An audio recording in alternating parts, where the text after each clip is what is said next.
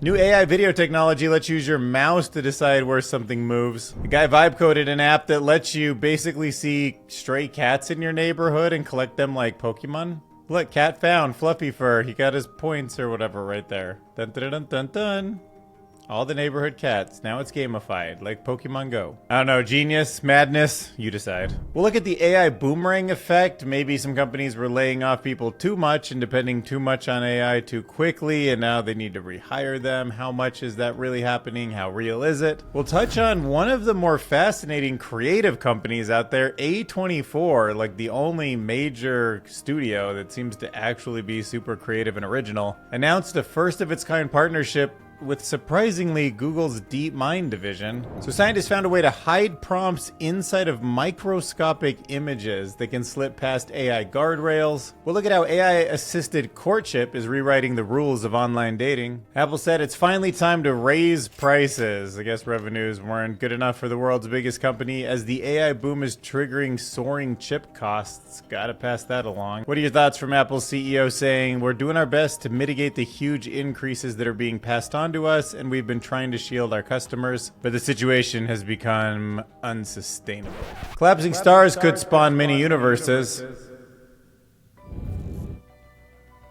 No, seriously, what if some collapsing stars do not become black holes, but they birth mini universes instead? It's fascinating. Or this 404 article, scientists propose black holes don't even exist. Yeah, instead what we call a black hole is something way stranger. I love this stuff.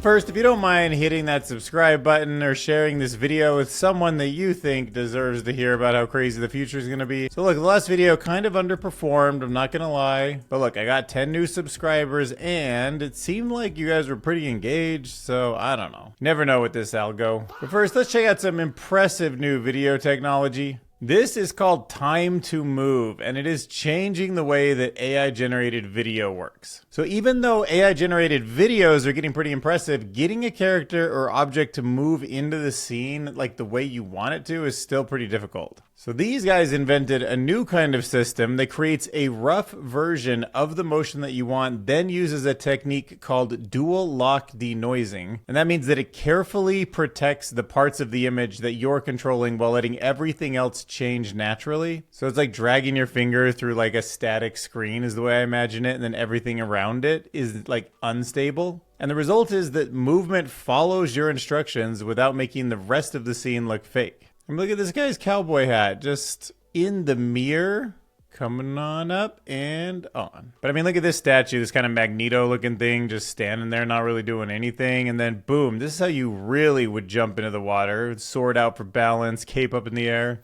All right, let's get at it. If you got cats roaming your neighborhood, turns out there's a game you could be playing. It's called CatchCat. It turns real cats in your street into collectible cards. Yeah, you never know when you're going to see one. Could be on a rooftop, could be climbing a fence, jumping off the hood of a car. As long as you can point your phone at it, take it, snap a photo. An on-device AI can detect it, read its breed, and assign a rarity from common to legendary. But the cool story is this is one developer. He shipped a full camera game with real-time detection and a shared map. Definitely the kind of product that once required an entire studio to build and launch. Dude, and look, the comments are going crazy. These guys are contributing. OMG, well, only if you can also track all the catchers, because we don't want them to start actually, quote, catching them. But it seems kind of funny in an innocent way that each cat could have its own specific profile and character traits, and their digital counterparts could battle each other. And the people could have part ownership in a particular cat, and that's what they battle for. Yeah, you know what I mean? Like, life got more fun because of AI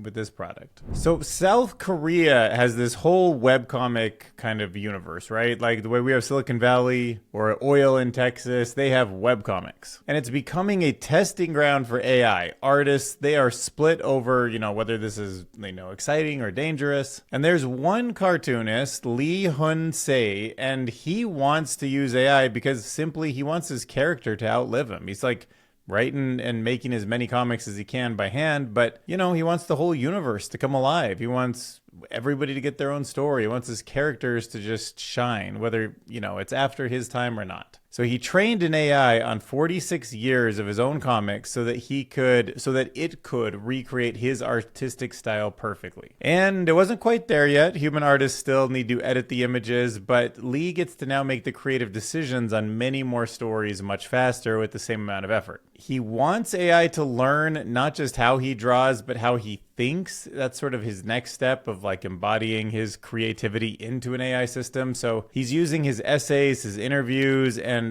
writing to create new comics in the future that reflect his worldviews so he can like teach the system. Now, what I thought was kind of interesting about this is I don't know it's if there's been a shift yet in some people who are saying, oh, well, I'm going to stop creating content because I want to, but I'm going to start creating content in a specific way, knowing that AI is going to roll with it. So I need to sort of button up all the edges. I need to do some world building. I need to take a more 10,000 foot view of what I'm creating. And that's pretty interesting because now all of a sudden you're talking about a universe where you want it to be as big as possible. You want lots of definitions. You want to get into writing or into an AI model the kind of way that mind should think so it can continue generating stuff that makes sense in that world and has that same flavor as the original creator. I just thought that was pretty different. Ever since the superhero genre really kind of blew up, we've seen, how important world building can be for fans. And every movie Marvel comes out with, or DC, there's always that debate, like how faithful were they, or what was the reinterpretation done with care, and like what was good and bad about it. So this was the first article where I really thought like that. I mean, for me, I'm just like a YouTuber, like talking head style, but if I had a character and a universe, I guess I am kind of in the place now where I think, well, this is all gonna happen. Like I don't see AI just like stopping now, or it's going to take over. People are gonna have custom stories, and whether you like it or not, like big tech has the money to just ram it into our lives somehow. So I don't know. I'd be interested in your thoughts. So WWDC 2026 is now over. Apple made a Siri app, so we'll see how that does. But also, if you read between the lines, there's some people that have a little bit of speculation and opinion about where this is going, and I think it's interesting. So Apple didn't just announce a bunch of new AI features. It also may have started some steps towards replacing the apps themselves. So this author, Oz from Medium, is basically arguing that Apple is moving towards an AI agent that understands what you want, which means that instead of opening different apps to complete a task, this agent is quietly going to use multiple apps in the background to get something done. So this is definitely one thing that I feel like is kind of going to happen. Like the interfaces that we're using that are a little bit like typey and clunky, like it should be more like the sci-fi world. What does that mean for individual apps? That means they all become APIs essentially. And I've already seen this, like playing with Anti-Gravity or Claude Code. I'm starting to realize that even though I thought I had to go to certain websites to generate certain things and like bring those assets back, you can just plug the API in and let Claude Code go out there and build it itself. Just talk to it. It can navigate the APIs essentially better than I can navigate the web interfaces. So if you think about where Apple is going, rather than designing screens full of buttons and menus, developers are going to probably start to expose the app's core functionality so that Apple's AI can call them directly, which is weird because Apple was always known as these beautiful UIs, but I guess like the interface becomes less important if the capabilities are all that the real product is. I mean, if it's Yelp, you just really want to know what the review is, even if AI just generates it every single time. So people stop opening apps, entire business models start to change, in-app advertising becomes less valuable, and Apple Store discovery starts to matter less. So if you're kind of in the UI UX design world, is it time to start shifting your thoughts over to AI-friendly tools and designing navigations and menus that are really, better for something like a large language model?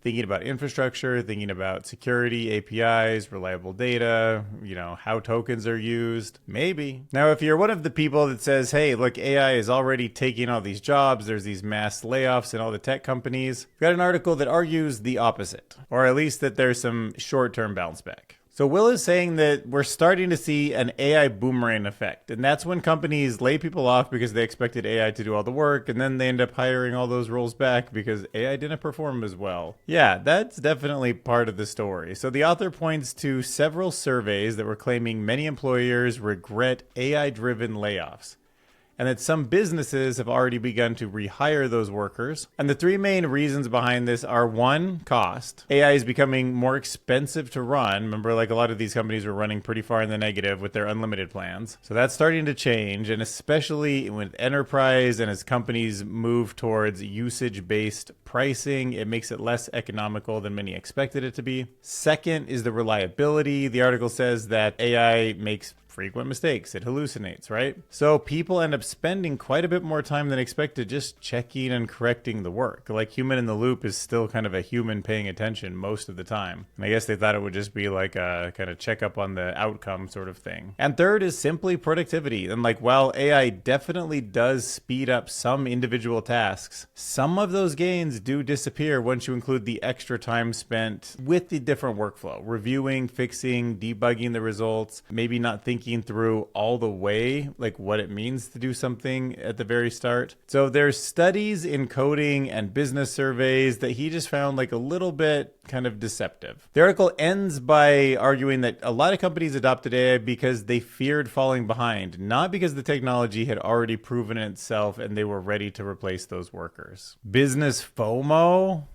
How could that be? All right, so let's talk about a movie production company. This is A24. They have done some big movies you may have heard of: Onslaught, Primetime, and probably their biggest movie, Everything Everywhere All at Once. So this is an interesting partnership. Demis Hassabis, CEO of Google's DeepMind, the division inside of Google that does all the amazing AI stuff, announced a first of its kind research partnership with them. So yeah, they're giving them a bunch of money. They're going to be using special tools. They're probably going to develop kind of a filmmaking pipeline. So it sort of makes sense that they would take this investment and that they kind of build this out. So here's what it is. The partnership creates an ongoing research and development relationship with A24 across multiple projects. A24's filmmakers will get to test new ideas, give feedback, and help influence how future creative tools are built from Google. And instead of the technology being handed over to the artists at the end of Google developing them, the artists are going to become part of the development pipeline from the beginning. So it's interesting. It's like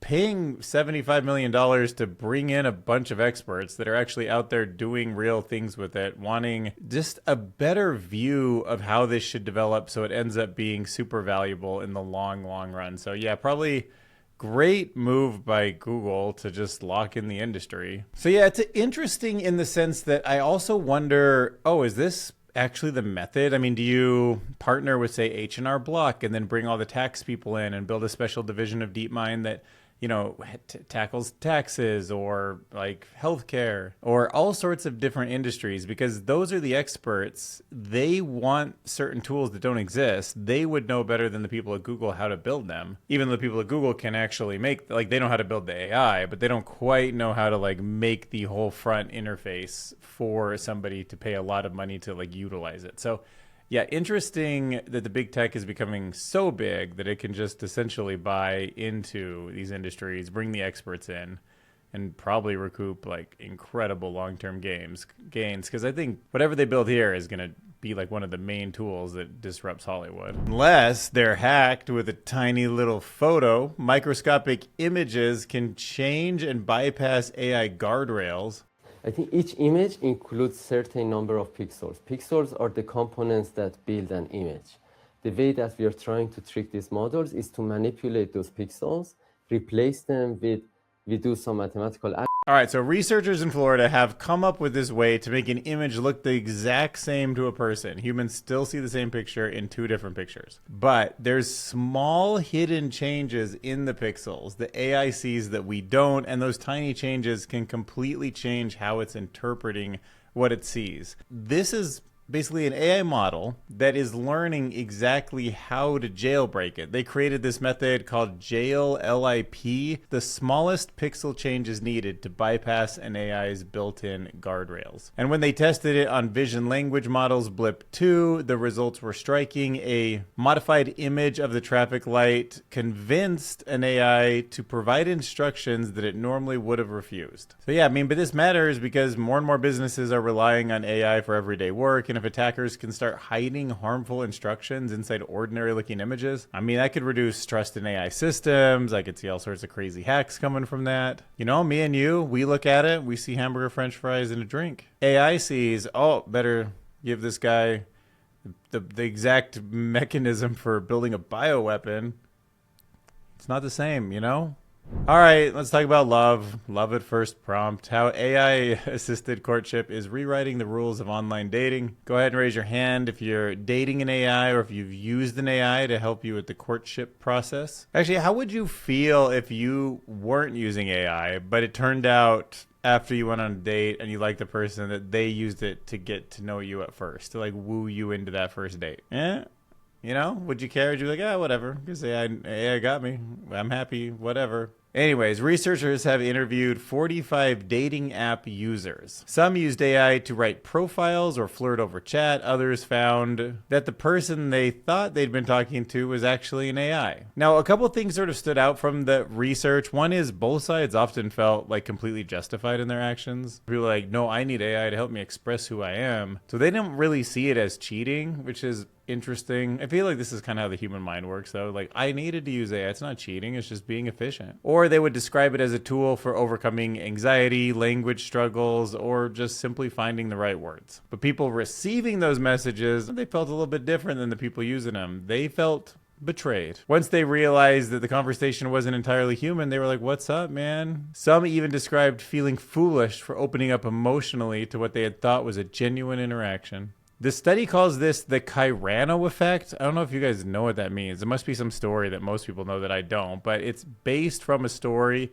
of somebody helping another person win over somebody's heart, but with borrowed words. Actually, let's just look it up. It's got to be something on YouTube. Oh, it's a 1950s thing. Kyrano D. Burgak. Oh, here's an a newer one. Let's see what they got. In love with her. My fate is to love her from afar. I get it. So she falls in love with the good-looking guy, but he says the things that yeah, I get it. Okay, I get it. Kyrano effect. Now I know. It also found another problem, though. When people finally met in person, there was sometimes a gap between the polished AI-assisted version and the actual real conversation, making the first dates feel awkward. So I don't know. I think that a lot of times when people are texting each other, like them and their friends are like helping craft things and they're discussing it, and at least that brings a kind of humanness to it. But yeah, with an AI, it does feel a little bit like you just gonna get yourself into trouble. I feel like even if it helps you, does it really help you in the long run? I don't know. Listen, love is tricky. Everybody to themselves. Another tricky thing is getting your hands on memory at a reasonable cost. Apple is going to raise prices. World's largest company, I think. Dude, I wonder if that's still true, actually. Rank the top 10 companies by market cap in the world. Oh my god, yeah, it's not. Wow, Nvidia is worth more than Apple. Huh. Wow, Samsung is bigger than Meta? Dude, and now if Gemini is going to be really built into the Apple ecosystem, it's like the Apple and Alphabet, like those two companies sort of working together tightly, that's the real... That's going to be tough for anybody to beat. I mean, don't get me wrong. I understand NVIDIA's got something very special, but, you know, Google's got a couple things to compete with them. This company has all the consumers, but the world will change, and AI will absolutely change that walled garden they have. I don't know if I'm going to switch to an Android, but Google I/O is just so cool, and it's as the phone itself becomes more in the background and it's more just a communications platform and an ecosystem. I don't know, man. It starts to become more and more tempting. Anyhow, price of RAM has more than doubled since October, and then scarcity even intensified after that because of the AI data center crunch. Global supply is down, or I mean, it's all bought up. It's up, but it's all used. PlayStation has to spend more to build those things. iPhones, Samsung Galaxies. I don't know. I needed to buy a hard drive recently just to like back up all my stuff. And I was like, ooh, it's painfully expensive. Give me an estimate for what 1 terabyte of RAM would have cost over the last 2 years. All right, so DDR4 would have been $1,500. Now it's $2,500, about doubled. Consumer equivalent theoretical bulk from 3,000 up to 12,000 at the low end. Wow. With prices like that, we might as well jump to another universe. Luckily, collapsing stars could be spawning mini universes. We got some new research in. You know what a gravistar is? Gemini says it's essentially what happens when a black hole and a force field have a baby. Does that explain anything to you? That's essentially what a gravistar is, short for gravitational vacuum star. They are a theoretical alternative to black holes. So for decades, physicists have assumed that when a massive star runs out of fuel, gravity crushes it into a black hole. But black holes come with a huge problem. According to Einstein's equations, everything ends up squeezed into an infinitely tiny point, we call that a singularity, where the known laws of physics stop working. So there's a new theoretical study that explores a different possibility. Instead of forming a black hole, the collapsing star could become something called a gravistar. It would still be incredibly dense, but instead of hiding a singularity inside, it would contain dark energy. But you know what dark energy does, which is different than gravity, is it pushes